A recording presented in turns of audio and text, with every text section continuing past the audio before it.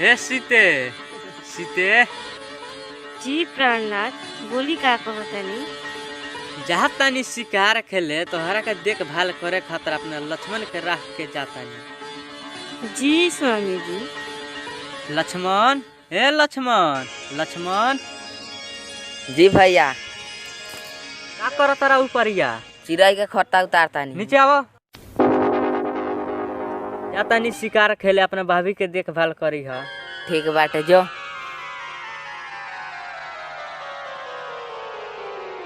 ए बेर से हो गई, पता ना कहाँ रह गईले, कुछ पता ना चलता। लक्ष्मण ए लक्ष्मण का हो का कहत? देखो ना अपना भैया के कहाँ रह गईले। का परेशान बेकार में भइल बाड़ू आ जइहन। आई हो दादा ओइसन बोलता र। आ तू कौना फिर में ये खड़ियाइल बड़ा हो? आ जइबो कि ना देखबो कि ना जाके? हमरा कैसे ना समझा हम के ना है। तो के में के हो जइबो कि ना छिनरू? बस सिनार ना कह। रेखा पार के जातानी कोनो सरवाई तो रेखा के पार न करिया। ए बबुनी 4 दिन से भूखा बानी, कुछ खाए के दे दे बच्ची। रेखा पार के जातानी कोनो सरवाई तो रेखा के पार न करिया। ए बाबा आके भिक्षा ले ली, हम बाहर नहीं आ सकत। काहे बच्ची? पता ना हमर देवरा मुझौसा लक्ष्मण कथी के चिन्हा पार के गइल ख कहलक बाहर मार के लेके। ए बच्ची हम बहुत थक गए। तू ही आके हमरा झोरिया में डाल दे। ए बुढ़ऊ हम कहत हन तो समझ में नहीं आवता। हम बाहर नहीं आ सकत। तोरा आवे के पड़ी ना तो हम तोरा पति के श्राप दे देम। उ शराब ना पिए।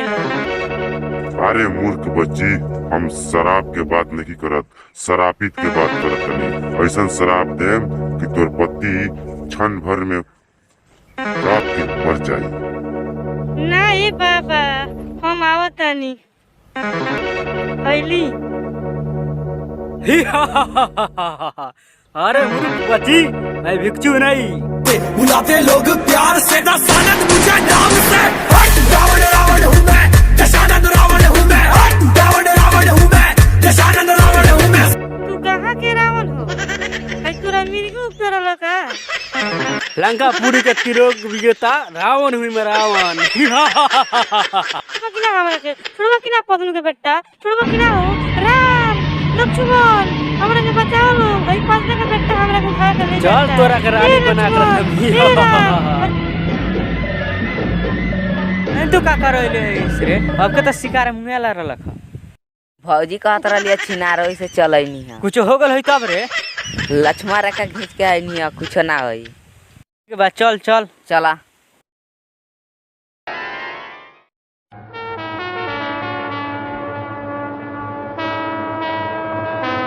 घर में तो नहीं खी। नहीं से जाके पिछोरा दे। भैया पिछोरो नहीं खी। कहाँ गोली बिया रे? चल होने खोजेला।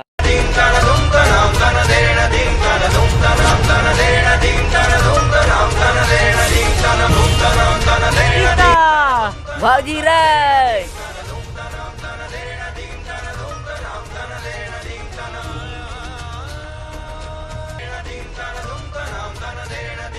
देखो कौन तो गिर के लौटाता। भैया क्या हो भाई? क्या हो? क्या हो भाई? क्या हो भाई? क्या हो? तबाक नहीं का चिन्हा तो निके हम जटायु हई। ओ जटाई जी हो के कोइला फैशन हालत हो। का कही तू हरे मेहरारू के बचावे के चक्कर में हमारी हालत भइल बा। हमार मेहरारू कहाँ बिया? अरे का बताई, लंकापति दोगला हरामी एगो रावण नाम के आदमी लेके भीम है गोरखो हमारे बाह काट देले बा। सुनो, जा तू सुग्रीम से दोस्ती क के वो रवानवा के मुता मुता के मारे के बा। हाँ। रावण, ई तो हम पहला बार नाम सुनतानी रावण।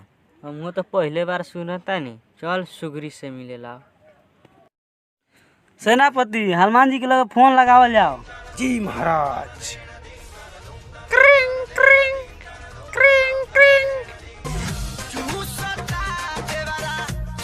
महाराज के फोन।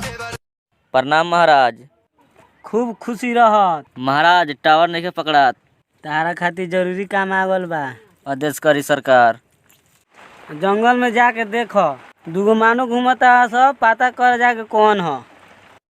जी महाराज, अभी जातानी मारत घिचरियावत मुतावत लियावतानी।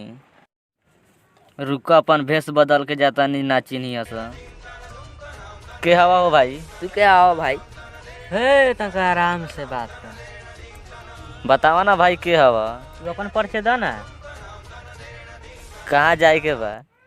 सुग्री से भेंट करे। का काम बा? दोस्ती करे के बा। मतलब अपन नाम ना बताइबा? अच्छा, हमार नाम है राम, हमारा छोट भाई के नाम है लक्ष्मण। माफ करी महाराज, गलती हो गला। हमार नाम हनुमान है। चलिए हम महाराज से मिलावतानी।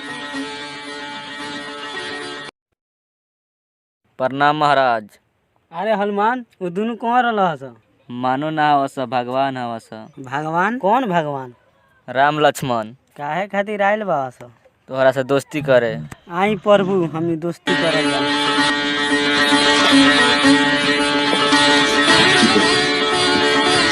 प्रभु, अपन दुख बताई। रावण नाम के आदमी हमारा मेहरारू को उठा के लेवल बा। पता लगा के बा कौन है, कहाँ रहेला। हनुमान जी महाराज। पता लगावा सीता के रावण कहाँ ले जाके रख ले बा। अभी ये पता करतानी।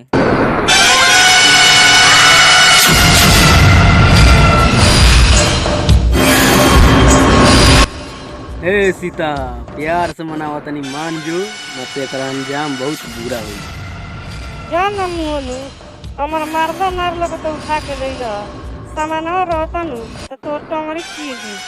बस कुछ ही दिन बाचल बाटे तोरा शादी करे में। चला तनी बिहान। दोस्त 12 दिन हो गए, हनुमान के लगे फोन लगा के पूछा ना। हम अभी लगावत नहीं।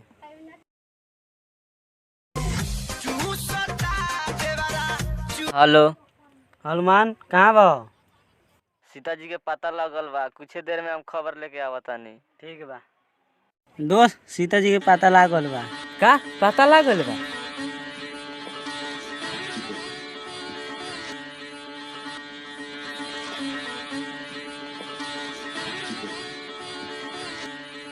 तू क्या बोल रहा?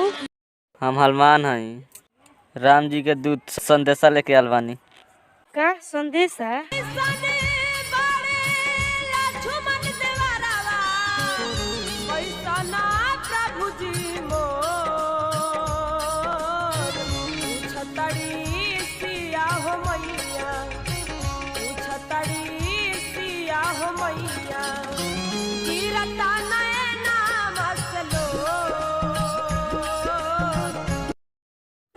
यह वीडियो सिर्फ इंटरटेनमेंट के लिए बनाया गया था और इसकी अगली पार्ट जल्द आने वाला है।